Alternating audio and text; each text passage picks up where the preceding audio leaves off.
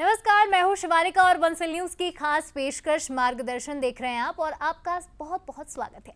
अगर आप भी अपने करियर को लेकर कंफ्यूज हैं या फिर अपने करियर को सुनिश्चित करना चाहते हैं तो ये कार्यक्रम, ये प्लेटफॉर्म आपके लिए है, क्योंकि हमारे इस प्रोग्राम में एक्सपर्ट्स आपका मार्गदर्शन करते हैं और आपका लक्ष्य हासिल करने में बनते हैं आपके मददगार।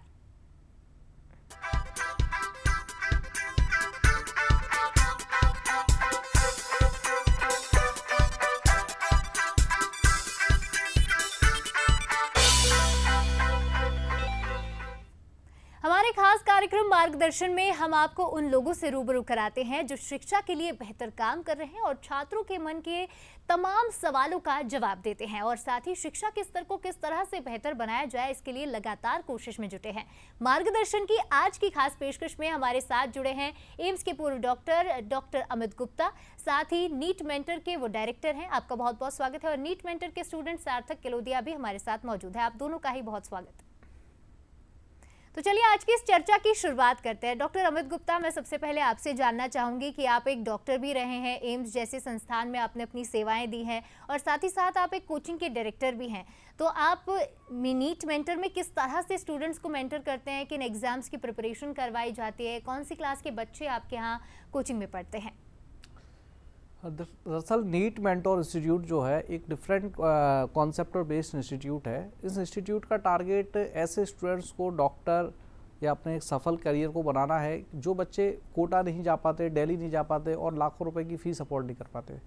तो जब मैं एम्स में पहले डॉक्टर था तो मैंने खुद इस चीज़ की तैयारी कोटा से की थी और कोटा से जब मैं तैयारी किया तो मैंने देखा कितने सारे ऐसे स्टूडेंट्स हैं जो फाइनेंशियल इशूज़ के कारण कोटा और दिल्ली नहीं जा पाते हैं। तो उस एक चैलेंज को लेके मेरे मन में एक विज़न था और मैंने फाइनली एम्स से रिज़ाइन करके इंस्टीट्यूट की स्टेबलाइज़ किया जिसका नाम है नीट मेंटोर। और आज बताते हुए मुझे आपको गर्व होता है कि मध्य प्रदेश का ऐसा कोई भी मेडिकल कॉलेज या मेडिकल इंस्टीट्यूट नहीं है जहां नीट मेंटोर के पढ़े हुए बच्चे ना हो। हर तरीके के बच्चे जो फाइनेंशियली काफ़ी पुअर थे, काफ़ी वीक थे एंड काफ़ी रिच, हर तरीके के स्टूडेंट्स आज यहाँ से सेलेक्ट होके गए हैं।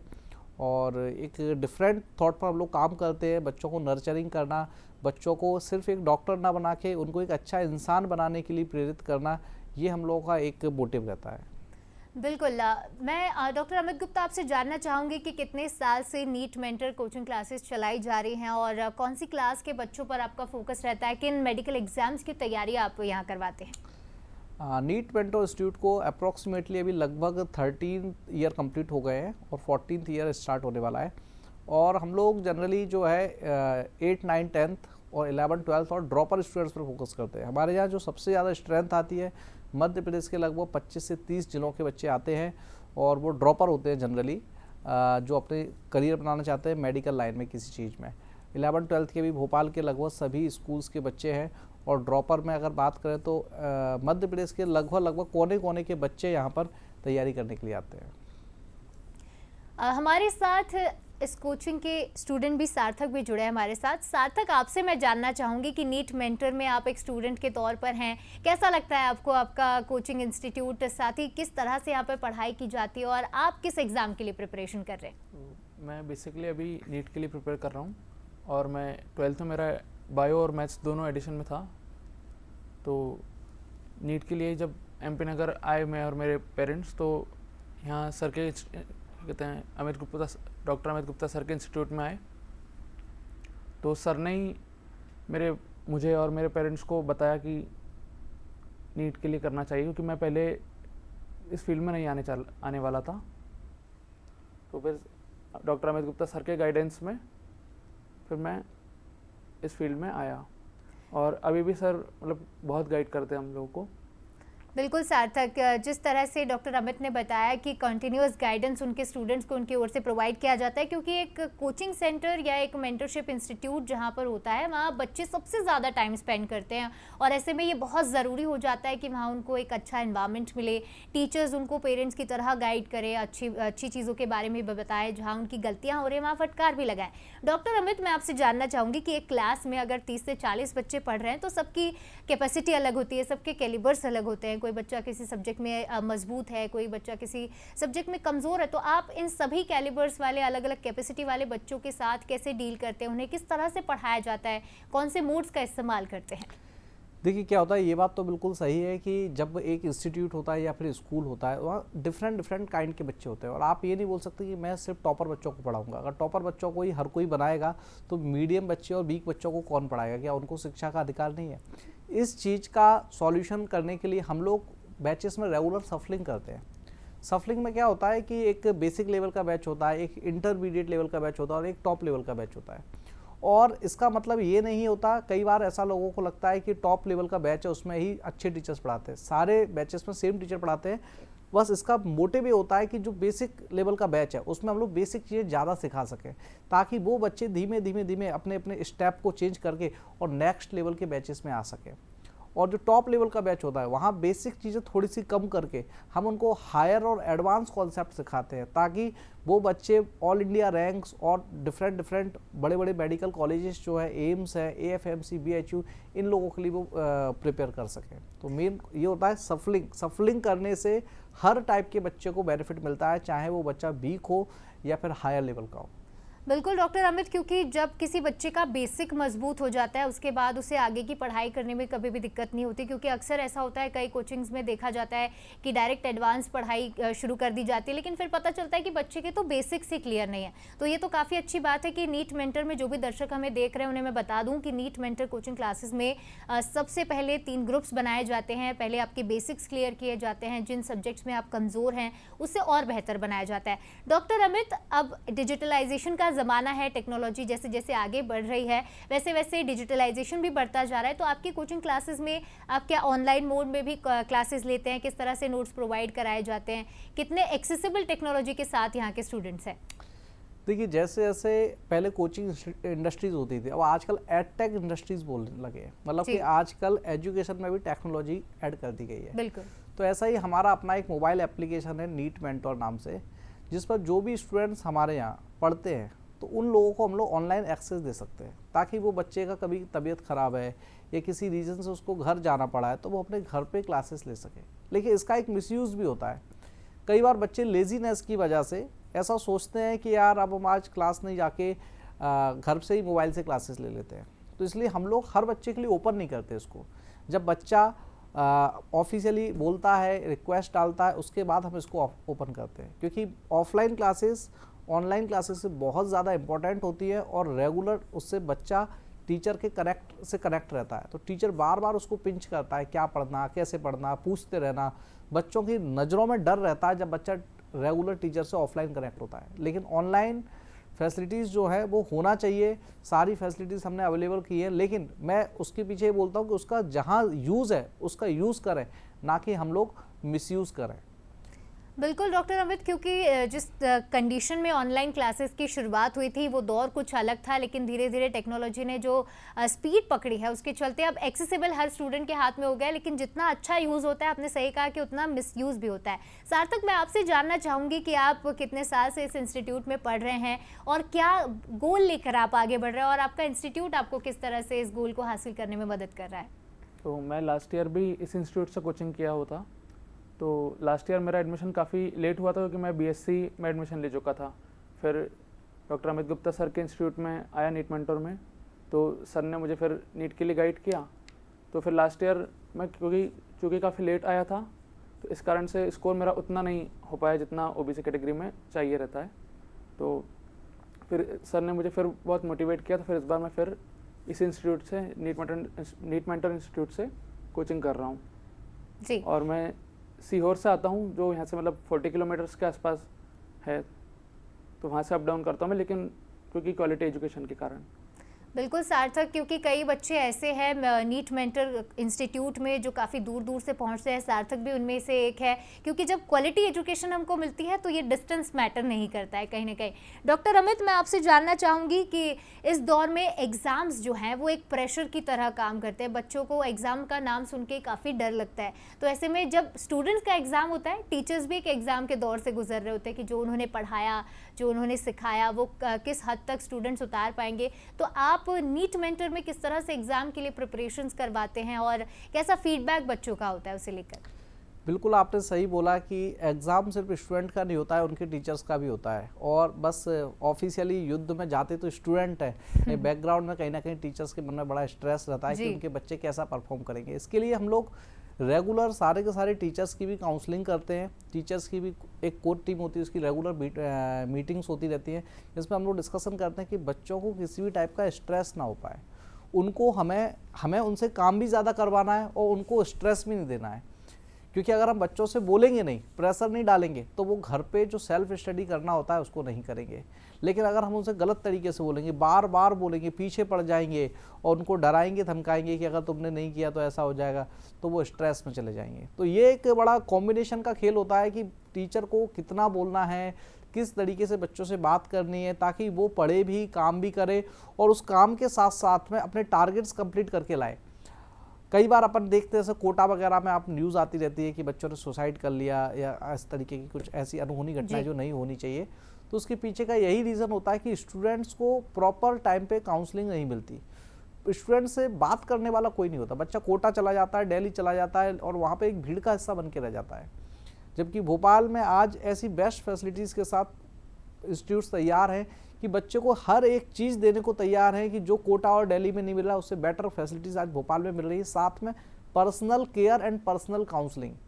उससे क्या होता है, बच्चे के ऊपर पर्सनली फोकस होता है कि उसको क्या करना है, किस सब्जेक्ट में वीक चल रहा है, किस सब्जेक्ट में आगे चल रहा है। क्लासेस नहीं आए तुरंत टोकना उसको, ताकि उसके मन में एक डर होता है। और भीड़ में बच्चा कई बार एब्सेंट भी कर देता है, पता ही नहीं चलता है और धीमे धीमे वो ट्रैक से हट जाता है। तो रेगुलर काउंसलिंग बहुत ज़रूरी है और एक कॉम्बिनेशन बना के रखना होता है हर टीचर को कि बच्चे को कितना बोलना है, कितना नहीं बोलना है और किस तरीके से बोलना है, ताकि वो हमारी बात भी सुने और काम भी करके लेके आए।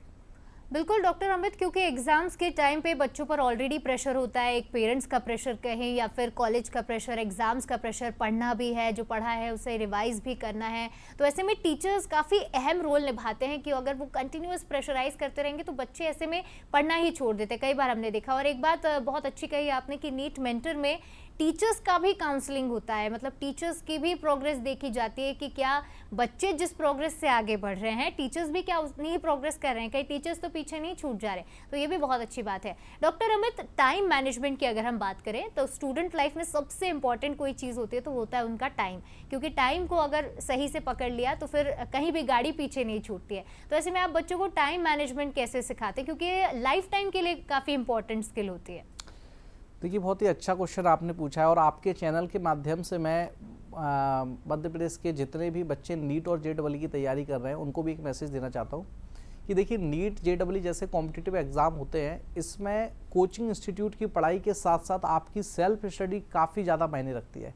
अगर आप सेल्फ स्टडी पर फोकस नहीं करेंगे तो आप ये मान के चलिए कि इंस्टीट्यूट कितना भी अच्छा क्यों ना पढ़ाए, इंस्टीट्यूट कितने भी बेटर तरीके से क्यों ना पढ़ाए, आप उस चीज़ को भूल जाएंगे। देखिए, पढ़ाई इतनी आसान नहीं है कि आपने बस एक बार टीचर के मुंह से सुन लिया और आपको हमेशा याद रह जाए। आपको खुद से सेल्फ स्टडी लगातार करनी पड़ेगी, इस बात को आपको ध्यान रखना पड़ेगा। और सेल्फ स्टडी का नीट JEE जैसे एग्ज़ाम में मैं बच्चों से बोलता हूँ कि 6 आवर्स 5 to 6 आवर्स की आपकी कोचिंग क्लासेस होती हैं। उसके अलावा आपको 9 आवर्स, मिनिमम 9 आवर्स आपको सेल्फ स्टडी के लिए देना होगा। अब यहाँ पर कई सारे बच्चे बोलते हैं सर मन से पढ़ाई करना चाहिए, घंटे देख के पढ़ाई नहीं करना चाहिए। बेटा, मैं जो 9 आवर्स आपको बोल रहा हूँ वो मन से ही बोल रहा हूँ, बिना मन के तो बात ही नहीं कर रहे। दूसरी बात इसमें एक ये भी है कि अगर आप सेल्फ स्टडी नहीं करते हैं और सिर्फ क्लासेस लेते हैं तो बस ऐसा लगता है कि हमने कोचिंग इंस्टीट्यूट में पढ़ा और हमारा सिलेक्शन नहीं हुआ, क्योंकि ये कॉम्पिटिटिव एग्जाम है, सिर्फ 12th नहीं है। जो यहाँ पर सारे के सारे बच्चे 33% ले आएंगे तो पास हो जाएंगे। यहाँ पर लिमिटेड सीट्स हैं, वही बच्चा सेलेक्ट होकर जाएगा जो माइंड सेट के साथ दूसरों से कुछ बेटर करेगा। तो दूसरों से बेटर करने के लिए हमारा एक नपातुला हिसाब है कि जो बच्चा 8 to 9 आवर्स की सेल्फ स्टडी देता है वो बच्चा डेफिनेटली सिलेक्ट होके जाता है। इसमें एक और बात मैं क्लियर करूँगा, कई बच्चे सोचेंगे सर इतना टाइम निकलेगा कैसे। तो देखिए, हमारे पास 24 आवर्स होते हैं। 24 आवर्स में से साइंटिफिकली स्टूडेंट के लिए रिकमेंडेड है 6 आवर्स स्लीपिंग के लिए। तो आप 6 घंटे सोइए, 5 से 6 घंटे की आपकी कोचिंग क्लासेस हो गई तो आपके 12 घंटे ये हो गए। आधा घंटा सुबह का खाना, आधा घंटा शाम का खाना, 13 घंटे हो गए। 1 घंटा सुबह की आपकी रूटीन एक्टिविटी, नहाना धोना, फ्रेश होना, ये सारी चीज़ों में, तो 14 घंटे हो गए। अभी भी आपके पास 10 घंटे बचे हुए हैं। इसके अलावा एक आइडियल स्टूडेंट के पास कोई दूसरा काम नहीं है। तो 10 घंटे में से मैं आपसे सेल्फ स्टडी के लिए कितना मांगता हूँ, सिर्फ 9 आवर्स। तो 9 आवर्स आप निकालिए और मन के साथ निकालिए। आप देखिए आपकी रैंक किस स्पीड से बढ़ती है, चाहे आप किसी भी इंस्टीट्यूट में पढ़ते हो, बट 9 आवर्स की स्टडी का एक कॉम्बिनेशन तैयार कीजिए। जी, जैसे कि डॉक्टर अमित ने कहा, जो भी दर्शक हमें देख रहे हैं, खास तौर पर स्टूडेंट्स, ऐसे स्टूडेंट्स जो नीट, जेईई या किसी भी तरह की कॉम्पिटिटिव एग्जाम के लिए प्रिपरेशन कर रहे हैं, ये काफ़ी अहम टिप है एक ऐसे शख्स से जो एम्स जैसी संस्थान में डॉक्टर रह चुके हैं, अपना पूरा करियर उन्होंने इसी फील्ड में बिताया। ऐसे में ये आपके लिए काफ़ी अहम हो जाता है कि इस सलाह को आप भी अपनाएं और अपनी पढ़ाई में इम्प्रूव करें। सार्थक, मैं आपसे जानना चाहूँगी कि टाइम मैनेजमेंट की हम बात करें तो नीट मेंटर आपको किस तरह से हेल्प करता है आपका टाइम मैनेजमेंट करने में, और साथ ही आप कैसे टाइम मैनेज करके किस तरह से सब्जेक्ट्स को टाइम देते हैं और पढ़ाई करते हैं? तो हमारे जो सर हैं डॉक्टर अमित गुप्ता सर, तो वो मतलब रेगुलरली क्लास में कहते हैं कि 9 आवर्स की आपको स्टडी कोचिंग आवर्स के अलावा करनी है। तो उसमें 3 आवर्स की क्वेश्चन प्रैक्टिस और बाकी के थ्योरी। तो हम कोशिश करते जितना ज़्यादा हम आउटपुट निकाल सकें, 9 आवर्स जितना ट्राई करते हैं पूरे 9 आवर्स की स्टडी कर सकें। और जहाँ प्रॉब्लम आती है तो हमारी नीट मेंटर इंस्टीट्यूट में मेंटरशिप प्रोग्राम भी है, तो जो मेंटर्स हैं उनसे भी डिस्कस करते हैं। वो या तो हमें टाइम टेबल में एडजस्टमेंट करके देते हैं, हमें कस्टमाइज़ करके देते हैं कि कुछ एडजस्ट हो सके उसमें, 9 आवर्स कैसे निकाल सकते हैं। और जो प्रॉब्लम्स होती हैं तो हम मेंटर से भी डिस्कस करते हैं और सर से भी, बाकी अदर टीचर्स से भी। तो जी, तो बिल्कुल ये कहा जा सकता है कि सिर्फ टीचर्स ही नहीं है, आपके पास एक तरह से मेंटर्स भी अवेलेबल हैं जो आपको लगातार गाइड करते रहेंगे। डॉक्टर अमित, बात जब टाइम की होती है तो प्रेशर भी साथ साथ आता है, और प्रेशर में होता है स्ट्रेस। तो मेंटल हेल्थ की बात करना भी ज़रूरी है, क्योंकि आजकल बच्चों की मेंटल हेल्थ जिस तरह से हम ग्राफ देख रहे हैं वो कमज़ोर होती जा रही है। सुसाइड केसेस बढ़ते जा रहे हैं और ड्रॉप आउट्स जल्दी हो जाते हैं, हिम्मत जल्दी टूट जाती है बच्चों की, क्योंकि घर से भी प्रेशर होता है, कोचिंग का भी प्रेशर है, कॉलेज का भी प्रेशर है। इतने प्रेशर को हैंडल करने के लिए चाहिए एक अच्छी मेंटल हेल्थ, एक अच्छा माइंडफुलनेस जिसे हम कहते हैं। तो उसके लिए कैसे नीट मेंटर काम करता है, या आप टीचर्स से किस तरह से बच्चों को गाइड करवाते हैं कि वो ज़्यादा प्रेशर भी ना ले लेकिन परफॉर्म भी अच्छा करे? देखिए, ये बहुत ही इम्पोर्टेंट क्वेश्चन आपने मुझसे पूछा है, और ये हर टीचर के लिए जो मैं इसका जवाब दे रहा हूँ बहुत काम का होने वाला है। क्या होता है, कई बार हम लोग एज अ टीचर जब वर्क करते हैं तो सिर्फ बच्चों से पढ़ाई की बात करते हैं और पढ़ाई का प्रेशर देते रहते हैं, और बच्चे कई बार सिर्फ एक किताबी कीड़े बन जाते हैं और उनको दुनिया का कुछ पता ही नहीं होता है, देश में क्या हो रहा है, समाज में क्या चल रहा है। पढ़ाई के अलावा हमारी अच्छी हेल्थ कैसे हो, हमारे का एक मेंटल हेल्थ अच्छी हो, हम अच्छी साइकोलॉजी हो। क्योंकि कई बार आपने देखा ना कि लोग पढ़ लिख के तो बहुत बड़ा बन गए, लेकिन वो अपने देश के लिए कुछ नहीं कर पा रहे, समाज के लिए कुछ नहीं कर पा रहे, या एंटी सोशल एक्टिविटीज़ में पार्टिसिपेट कर रहे हैं, या फिर गलत प्रकार की आदतों के शिकार हो गए हैं। नशे की आदतें कई लोगों में फैलती जा रही हैं। तो इसके लिए नीट मेंटर इंस्टीट्यूट में हम लोग हर संडे को एक मेडिटेशन क्लास और एक पर्सनालिटी डेवलपमेंट क्लास को ऑर्गेनाइज करते हैं, जिसमें बच्चों के लिए जो बेनिफिशियल एक स्टूडेंट लाइफ में, स्टूडेंट को क्या चाहिए, एक अच्छी मेमोरी चाहिए, शार्पनेस चाहिए, कैचिंग पावर चाहिए, एक चेहरे में ओजस्विता चाहिए। ये सारी चीज़ें मिलने वाले कुछ योग प्राणायाम है, जैसे कि मैं नाम लूँगा भ्रामरी प्राणायाम, जो हाईली स्पेशलाइज्ड है स्टूडेंट्स के लिए, जो आप यूट्यूब वगैरह पर सर्च करके सीख सकते हैं कैसे किया जा सकता है। उस प्राणायाम को अगर कोई भी बच्चा डेली 5 मिनट से 10 मिनट सुबह करता है तो डेफिनेटली अच्छी memory power, catching power, sharpness, ओज, तेज, और उसकी मेमोरी इतनी तेज़ी से बढ़ती है कि उसको पढ़ाई में बहुत ज़्यादा बेनिफिशियल होती है। ऐसे ही कुछ योग भी हैं जो बच्चों को हेल्थ इश्यूज होते हैं, जैसे कि उनका ठीक से पेट ठीक नहीं रहता है। इसके अलावा कोई बच्चे इन सब चीज़ों में स्ट्रेस में रहते हैं, सर मैं बहुत ज़्यादा ओवरवेट होता जा रहा हूँ, कोई बच्चा बोलता है सर मैं बहुत पतला हूँ, मोटा कैसे हूँ। तो ऐसे कई सारे टाइप के योग हैं जिनको बच्चा डेली 5 मिनट करे। 5 मिनट करने से अपने आप को मेंटली भी फिट रखेगा, फिजिकली भी फिट रखेगा, और उसका आउटपुट उसको अपनी पढ़ाई में दिखेगा। इसलिए हर संडे को हम एक कॉमन स्टूडेंट्स के लिए एक गेट टुगेदर करते हैं सुबह 9 बजे से 11 बजे तक, जिसमें सारे बच्चे कोई भी आ सकते हैं, और उनको हम ये सारे योग वगैरह फ्री ऑफ कॉस्ट सिखाते हैं।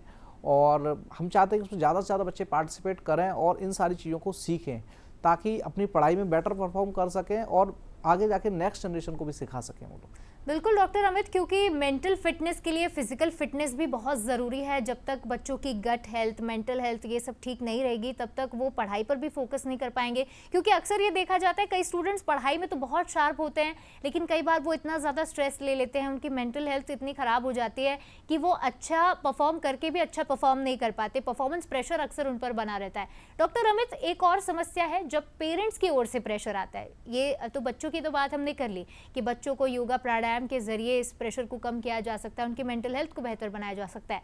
पेरेंट्स के लिए आप क्या मैसेज देंगे? क्योंकि अक्सर पेरेंट्स की उम्मीदों का बोझ जो होता है वो बच्चे पर होता है और ऐसे में बच्चा कहीं ना कहीं अपने परफॉर्मेंस में पीछे चलता नजर आता है। देखिए, ऐसा होता है कई बार पेरेंट्स बच्चों से बहुत ज़्यादा ओवर एक्सपेक्टेशन लगा लेते हैं कि नहीं यार हमारा बच्चा ही टॉपर हो। अब आप ही बताइए कि टॉपर तो कोई एक ही होगा। अगर ट्रेन चलती है तो ट्रेन में 10 बोगी हैं, तो कोई ना कोई बोगी तो लास्ट बोगी होगी। तो पेरेंट्स को भी ये बात समझना चाहिए कि हमें हमारे बच्चे से ये एक्सपेक्टेशन रखना चाहिए कि बेटा हम जितना बेस्ट कर सकें वो बेस्ट करें, किसी से इस चीज़ में कंपटीशन ना रखें। कंपटीशन की भावना के लिए टीचर बच्चों से कॉम्पिटिटिव एग्जाम में काफ़ी ज़्यादा उनको एनकरेज करते हैं, बट पेरेंट्स की साइड से ऐसा विज़न होना चाहिए बच्चों के लिए कि बेटा तुम अपना 100% दो। सिलेक्शन होना ना होना, रिजल्ट देना ना देना ऊपर वाले का काम है, लेकिन मैं मेरा 100% दूंगा, तुम बस इतना बोल सको। पेरेंट्स को हमेशा अपने बच्चों को इस तरीके से गाइड करना चाहिए। साथ में उन्हें जब कोचिंग इंस्टीट्यूट को वो सर्च कर दे तो अच्छे से सर्च करना चाहिए, लेकिन सर्च करने के बाद अपने टीचर्स पर भरोसा करना चाहिए। टीचर्स कभी बच्चों को डांट दें, फटकार दें, हल्का फुल्का मार पीट कर दें, डांट दें, तो इस चीज़ पे पेरेंट्स को नाराज़ नहीं होना चाहिए। बिकॉज टीचर की एक कंडीशन होती है, बच्चे को जब तक आप प्रेशर नहीं डालेंगे थोड़ा क्वेश्चन करने का, तब तक वो पूरा तरीके से दिमाग नहीं लगा पाता है। तो इसलिए पेरेंट्स को टीचर के साथ कम्युनिकेट करते रहना चाहिए और बच्चों से ओवर एक्सपेक्टेशन नहीं लगाना चाहिए। बिल्कुल बिल्कुल, ये पेरेंट्स की जिम्मेदारी बनती है। जो भी दर्शक हमें देख रहे हैं उनमें अगर ऐसे पेरेंट्स मौजूद हैं जिनके बच्चे कॉम्पिटिटिव एग्जाम्स के लिए प्रिपेयर कर रहे हैं या अपने पढ़ाई के अहम पड़ाव पर है, तो ऐसे में उनके लिए भी ये ध्यान रखना ज़रूरी है कि जितना आप प्रेशराइज करेंगे, जितना कॉम्पिटिशन की भावना से उनको इसमें धकेलेंगे, उतनी ही तकलीफ उनको होगी। डॉक्टर अमित, मैं आपसे जानना चाहूँगी कि बंसल ग्रुप के योगदान को आप शिक्षा के क्षेत्र में कैसे देखते हैं?